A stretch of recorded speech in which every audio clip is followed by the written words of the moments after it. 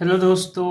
अब हम पढ़ेंगे पुराण के बारे में, क्योंकि हमें प्राचीन इतिहास का जानकारी पुराणों से भी मिलता है, जो कि पुराण भी एक धर्म ग्रंथ का अंग है, ठीक ना। और हम प्राचीन इतिहास के स्रोत के बारे में अभी धर्म ग्रंथ के अंदर ही पढ़ रहे हैं।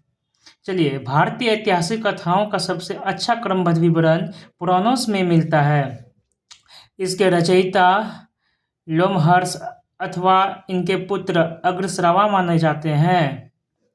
इनकी संख्या 18 है, जिनमें से केवल 5 मत्स्य, वायु, विष्णु, ब्राह्मण एवं भागवत में ही राजाओं की वंशावली पाई जाती है। पुराण और संबंधित वंश, किस पुराण से कौन से वंश संबंधित है उनके बारे में यहाँ दी गई है।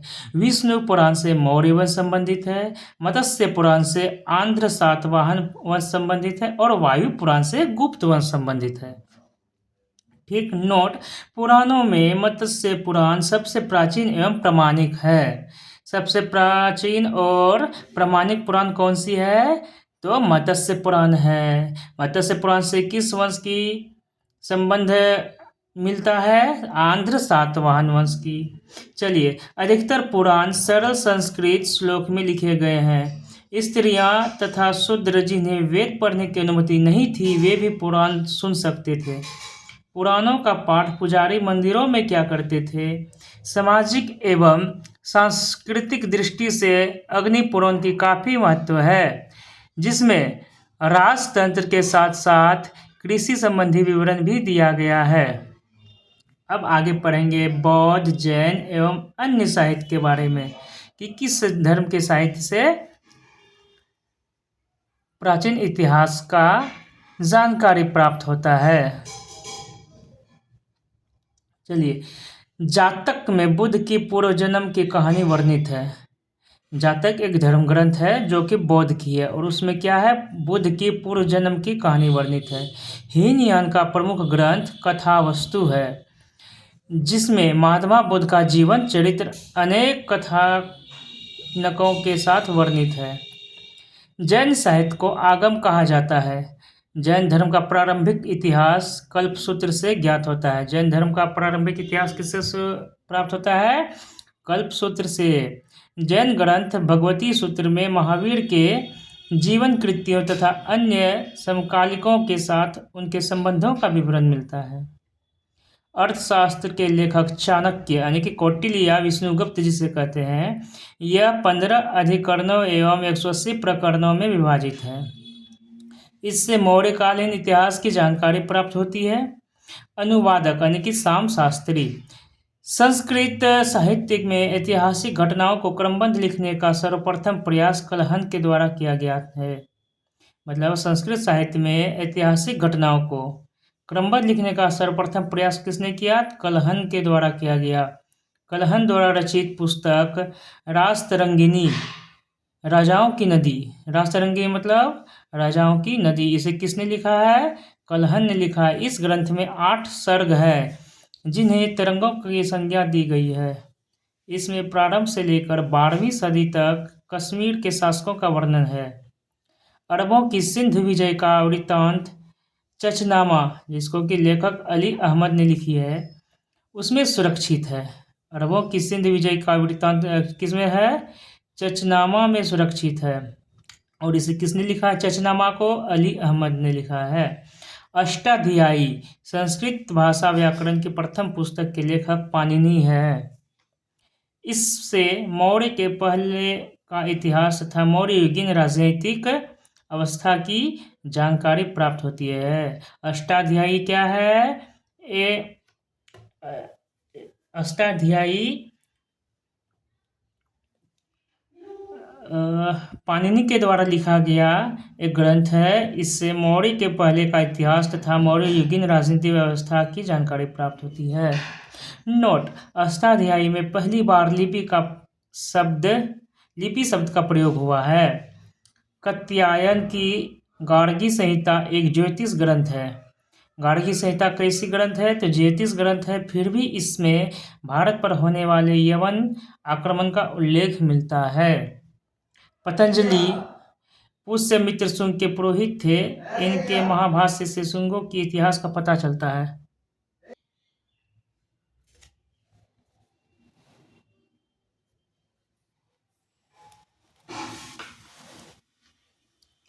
अब पढ़ेंगे विदेशी यात्रियों से मिलने वाले प्रमुख जानकारी। तो इस हिसाब से हमें यह भी पता चलता है कि प्राचीन इतिहास का स्रोत विदेशी यात्रियों से भी मिलती है, जैसा कि पहले बताया गया है। यहाँ पर पहला था धर्म ग्रंथ, दूसरा था ऐतिहासिक ग्रंथ, जो कि हम लोग धर्म ग्रंथ के बारे में भी पढ़ लिए, ऐतिहासिक ग्रंथ के बारे में भी पढ़ लिए। अब है विदेशियों का विवरण और पुरातत्व संबंधी साक्ष्य। उसी में से एक है बचा है, अभी पढ़ रहे हैं हम लोग विदेशियों का विवरण व आगे की कहानी। चलिए, विदेशी यात्रियों से मिलने वाली प्रमुख जानकारी में पहले नंबर पर आते हैं यूनानी रोमन लेखक। उनमें से पहला है टेसियस। यह ईरान का राजवैद्य था। टेसियस कौन था? ईरान का वैद्य था। भारत के संबंध में इसका विवरण आश्चर्यजनक कहानियों से परिपूर्ण होने के कारण अविश्वसनीय है। वो विश्वसनीय है।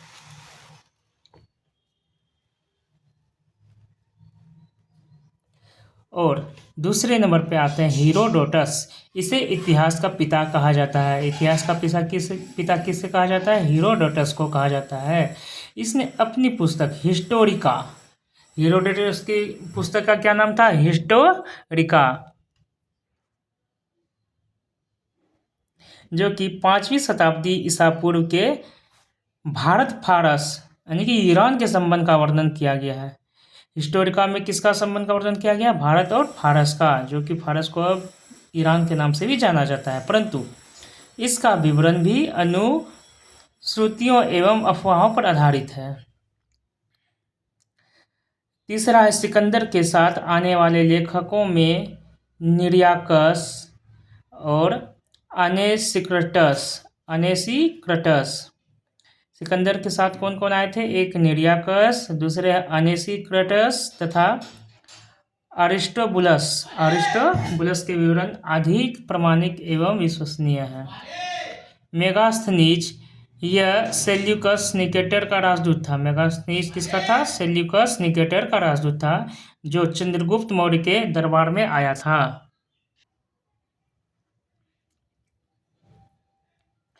इसने अपनी पुस्तक इंडिका में मौर्य युगीन समाज एवं संस्कृति के विषय में लिखा है। मेगास्थनीज सेल्यूकस निकेटर का राजदूत था, जो कि अपनी पुस्तक इंडिका में किस युग की चर्चा की है? तो चंद्रगुप्त मौर्य के राजदरबार के युग की चर्चा की है, और उसी के दरबार में आया भी था। पांचवा है डाइमेकस। यह सीरिया के नरेश यानी कि राजा एंटियोकस का राजदूत था। डाइमेकस किसका राजदूत था? एंटियोकस का राजदूत था, जो बिंदुसार के दरबार में आया था। डाइमेकस किसके दरबार में आया था? बिंदुसार के दरबार में आया था। टॉलमी, इसने 2री शताब्दी में भारत का भूगोल नामक पुस्तक लिखी। भारत का भूगोल नामक पुस्तक किसने लिखी? तो टॉलमी ने लिखी है। अब है प्लिनी, इसने प्रथम शताब्दी में नेचुरल हिस्ट्री नामक पुस्तक लिखी है। नेचुरल हिस्ट्री नामक पुस्तक किसने लिखी है? तो प्लिनी ने लिखी है। नेचुरल हिस्ट्री नामक पुस्तक किसने लिखी है? प्लिनी ने लिखी है। इसमें भारतीय पशुओं, पेड़ों, पौधों, खनिजों, पदार्थों आदि के बारे में विवरण मिलता है। पेरिप्लस ऑफ द इरिथ्रियन सी, इस पुस्तक के लेखक के बारे में जानकारी नहीं मिली है। यह लेखक करीब 80 ईस्वी में हिंद महासागर की यात्रा पर आया था। इसने उस समय के भारत के बंदरगाहों तथा व्यापारिक वस्तुओं के बारे में जानकारी दी थी। अब दूसरे नंबर पर आते हैं चीनी लेखक। उपरोक्त हम जितने भी लेखक के बारे में पढ़े वो यूनानी या रोमन थे। अब आते हैं चीनी लेखक के बारे में। फाहियान, उनमें से सबसे पहले आने वाले कौन थे? फाहियान। यह चीनी यात्री गुप्त नरेश चंद्रगुप्त द्वितीय के दरबार में आया था। इसने अपने विवरण में मध्य प्रदेश के समाज एवं संस्कृति के बारे में वर्णन किया है। इसने मध्य प्रदेश की जनता को सुखी एवं समृद्ध बताया है।